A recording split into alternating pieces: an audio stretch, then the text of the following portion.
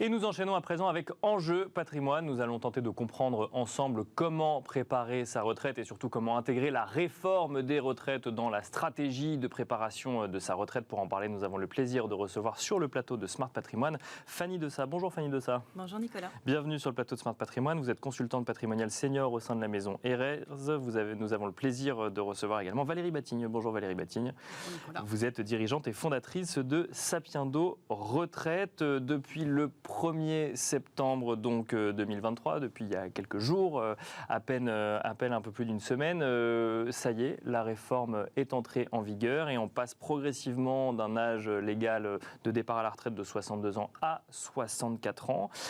Qu'est-ce que ça change? Quels sont les grands changements et surtout qui sont les plus touchés, Valérie Batigne? Alors les plus touchés, ce sont paradoxalement les quinquas, c'est-à-dire les personnes qui ont déjà 50 ans. D'accord. Parce qu'elles sont touchées non seulement par l'âge, qui se décale très vite par rapport. On voit l'horizon s'éloigner un petit peu. Et aussi par le nombre de trimestres en plus qu'elles ont à valider. Alors que les plus jeunes, ils s'étaient déjà validés qu'ils devaient cotiser 43 ans. Bien sûr. Les quinquas, pas tout à fait. D'accord. Donc, eux, voilà. Et donc je dirais que les quinquas sont donc les plus touchés. Et parmi eux, statistiquement, les femmes qui ont eu des enfants et qui ne se sont pas arrêtées de travailler. Parce qu'elles, dans leur pronostic, elles auraient majoritairement pu partir à 62 ans et elles vont devoir aussi attendre 64 ans. Donc ce sont elles, statistiquement, les plus touchées par ce recul de l'âge de la retraite. Voilà. C'est les seuls touchés? Paradoxalement, les jeunes aussi. D'accord. Oui. Aux deux extrémités, les très très jeunes. Qui, eux, avaient déjà quand même intégré l'idée qu'ils allaient peut-être travailler plus, effectivement, pour financer le système tel qu'il existe actuellement, mais qui sont quand même les plus touchés. Eux aussi pourront partir probablement, majoritairement, avant 64 ans, à 63 ans. D'accord. Et profiter d'une des nombreuses exceptions, donc qui permet de partir à 63 ans, dès lors qu'on a commencé à travailler avant ses 21 ans. Bien sûr, oui. Donc c'est de plus en plus courant, parce que les jeunes font de plus en plus d'expériences professionnelles d'entreprise. Donc il faut leur dire, comptez bien vos trimestres, faites des expériences validantes dans les jobs d'été, et choisissez l'alternance plutôt qu'un stage, vous validez des trimestres. C'était ma question, quand on fait des jobs d'été ou de l'alternance, on s'est considéré comme ayant commencé à travailler avant 21 ans. Tout à fait. C'est des trimestres qui comptent, voilà, puisqu'on valide un trimestre, non pas en travaillant un trimestre, je le rappelle, mais en cotisant un certain montant. Bien sûr. Oui. Donc on peut très bien valider des trimestres dans des jobs d'été, et on les valide dans des contrats d'alternance ou d'apprentissage. Il ne faut pas négliger ça. Ne pas négliger effectivement toutes les expériences professionnelles et surtout celles qui vous ont fait commencer à travailler avant 21 ans. Fanny Dessat, si on revient effectivement alors sur les quinquas que mentionnait Valérie Batigne, est-ce que 2 ans de plus, 2 ans de cotisation de plus, ça amène un grand changement dans la stratégie patrimoniale de préparation de sa retraite?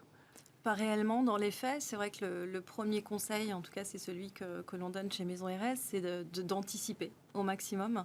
C'est extrêmement important. C'est l'un des points essentiels. Bien sûr. Place une stratégie qui sera issue d'un audit qu'on va réaliser de manière personnelle avec notre client. Premier point, chacun peut prendre déjà son ordinateur et regarder sur le site de l'assurance retraite, dire tiens, voilà, j'ai 40, 45 ans, combien je vais pouvoir prétendre en termes de pension. Bien sûr, ça donne déjà une projection en termes de montant. Et ces montants, on va les retrouver dans l'audit qu'on va mettre en place par rapport aux besoins de revenus et aussi les charges qu'on a à rembourser en face. Quand on fait un audit, c'est-à-dire qu'on va regarder de combien j'ai besoin à la retraite et ensuite comment est-ce que je peux y arriver progressivement par rapport à ma situation actuelle, c'est ça? Exactement. On part de la situation actuelle, quel train de vie j'ai finalement et quels besoins j'ai aujourd'hui, mais quels vont être mes besoins futurs. Ça, c'est essentiel pour savoir quels outils je vais mettre en œuvre. Et voilà, est-ce que je vais avoir à épargner mensuellement, ce qui est beaucoup plus indolore pour les plus jeunes, comme effectivement on le disait. Il va falloir mettre en place des choses assez rapidement puisque les jeunes sont touchés par la réforme. Mais pourtant, on cotise plus longtemps, donc on peut commencer à s'y intéresser un peu plus tard, non? Mais il n'est jamais trop tôt. Parce que je vois Valérie Batigne qui dit non. C'est ça, une stratégie d'épargne, elle est intéressante sur le long terme, on le dit régulièrement. Donc, plus tôt on le fait, plus c'est indolore parce que les sommes peuvent être limitées mensuellement, 50 €, 100 € sur un budget. Même si on parle beaucoup d'inflation, ça peut passer. Et du coup, ça permet de se dire que j'aurai un pécule quand je pourrais faire à la retraite. Exactement. Valérie Batigne, 2 ans de plus à travailler. Est-ce que c'est un délai de 2 ans supplémentaire pour s'intéresser à sa retraite? Est-ce qu'avant on disait qu'il fallait s'y intéresser à 30 ans, il faut s'y intéresser à 32 ans aujourd'hui? Non, il faut toujours s'y intéresser toujours tôt. D'accord. Et j'irai toujours de plus en plus tôt. Alors, je vais expliquer pourquoi. Alors, chez Sapiendo, on répète depuis toujours, il faut s'y intéresser très jeune. Et d'ailleurs, les statistiques montrent que les jeunes s'y intéressent très tôt. D'accord, ouais. Voilà. Pourquoi? Parce que notre système de répartition, qui pour le moment correspond à peu près 80% des revenus d'un Français à la retraite, il faut le rappeler, et c'est très très important. Ce système de répartition, le mouvement qui est à l'œuvre, c'est qu'on part de plus en plus tard et aussi on a de moins en moins. C'est-à-dire le taux de remplacement baisse. Alors pourquoi? C'est à cause de notre démographie vieillissante, puisqu'il y a toujours le même nombre de cotisants, voire un peu moins, et qui doivent cotiser pour des seniors de plus en plus nombreux. Donc il n'y a pas de miracle. Donc pour compenser ces baisses de taux de remplacement, déjà il faut en avoir conscience. Donc on a des simulateurs, des schémas de projection de revenus, quelles seront mes dépenses à la retraite, etc. Et très tôt, il faut en avoir conscience et mettre en place des stratégies. D'accord. Voilà ce que j'aurai à la retraite par répartition, optimiser la retraite par répartition, parce qu'il y a plein de petites choses, comme je vous l'ai dit, les stages, l'alternance, etc. Enfin, il y en a tout au long de la vie, on ne s'en rend pas compte, et commencer à épargner. Voilà. Donc effectivement, on a des simulateurs qui disent, voilà, j'ai tel âge, si je mets 100 euros par mois, tous les mois, qu'est-ce que ça fait? Si je place cet héritage, qu'est-ce que ça fait? Mais etc. De façon, si vous voulez avoir un objectif, dans un petit cockpit, qui montre quel est mon objectif et comment je vais faire pour y arriver. Justement, on va peut-être continuer avec vous, Fanny Dessat. Vous parliez de 50 euros par mois, 100 euros par mois, mais je les mets où concrètement? Alors, on peut faire un investissement locatif, mais ça, c'est plusieurs milliers d'euros. Mais 50 euros par mois, je les mets quoi, sur un PER? Alors, il y a beaucoup d'outils, effectivement, à notre disposition. Le premier, celui qui a été remis qui a été créé par la loi Pacte en octobre 2019, qui a remplacé le PERP, c'est le PER, le plan d'épargne retraite, qui est l'outil majeur pour effectivement préparer son complément de retraite. Donc, c'est le premier réflexe, quelle que soit sa situation. Oui, c'est le premier réflexe. Il est adapté. En plus, on a ce qu'on appelle une cerise fiscale. C'est qu'effectivement, ce que je vais verser, je vais pouvoir en déduire les cotisations dans la limite de 10% de mon revenu imposable. À l'entrée. À l'entrée, toujours, il faut tenir compte du fait que ça, c'est avantagé à l'entrée. Et donc, effectivement, en plus, j'ai une stratégie financière à mettre en place au sein du PER. Ça peut aussi permettre de mettre le pied à l'étrier dans une gestion financière pour un plus jeune. Bien sûr. Et puis, par contre, il va y avoir des solutions complémentaires au PER, qui vont être l'assurance vie, qui vont être le PE1 avec la sortie en rente défiscalisée, qu'on oublie souvent d'évoquer, et puis l'investissement locatif et l'immobilier aussi, bien sûr. Le PEA, donc qui viendrait investir potentiellement sur les mêmes supports qu'on aurait pu choisir au sein d'une assurance vie ou d'un PER, mais on diversifie quand même les véhicules d'investissement. Exactement. Voilà, le mot d'ordre, c'est la diversification. Toujours dans une stratégie d'épargne, il faut effectivement diversifier les outils, puisqu'on va trouver une solution à la sortie qui sera différente. Donc c'est important de mixer, effectivement. Valérie Batigne, est-ce qu'on peut ajouter d'autres véhicules ou d'autres stratégies en complément de ce qui a été dit? Effectivement, alors, pour les gros patrimoines, on imagine qu'il est possible d'ouvrir une assurance vie, un PER, un PEA. Pour des patrimoines plus réduits, est-ce qu'on diversifie quand même ou au contraire, on privilégie un véhicule plutôt qu'un autre? Je dirais, ça, c'est vraiment le travail d'un gestionnaire de patrimoine, de voir, voilà, en fonction du budget disponible, en fonction de son appétence au risque, qu'est-ce qu'il faut faire.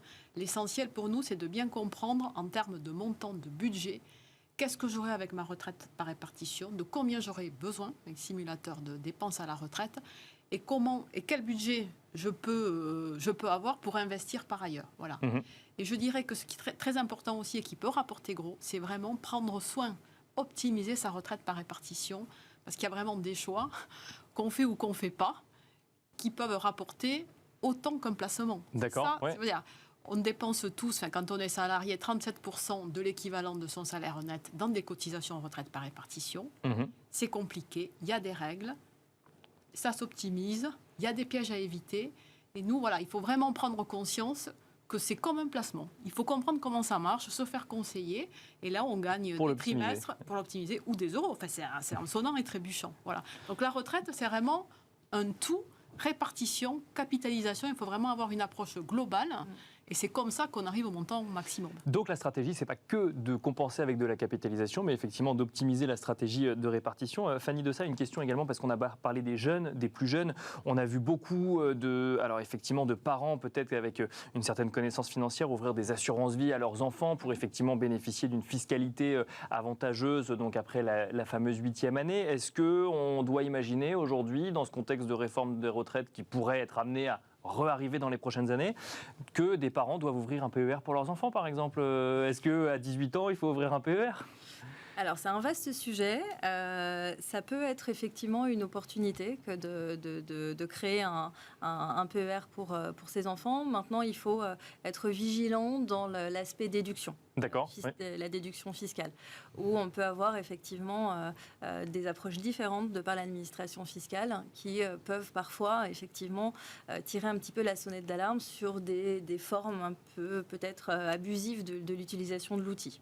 Donc attention à ne pas l'ouvrir trop tôt, c'est ce que vous nous dites, ou à ne pas faire des versements trop conséquents. Voilà, pas démesurer les versements, pas trop tôt. Il faut toujours que ce soit dans le cadre d'une stratégie étudiée et qui ait du sens, effectivement, dans la préparation. C'est important. Dernière question, Fanny Dessat. On a parlé effectivement de placements qui vont ensuite, in fine, être investis sur des fonds d'investissement, des marchés financiers. L'immobilier, dans tout ça, c'est aussi une stratégie pour préparer sa retraite? L'immobilier a une place, bien sûr. Surtout que c'est quand même, on le dit souvent aussi, le placement préféré des Français. Ça a une place très chère chez nos épargnants.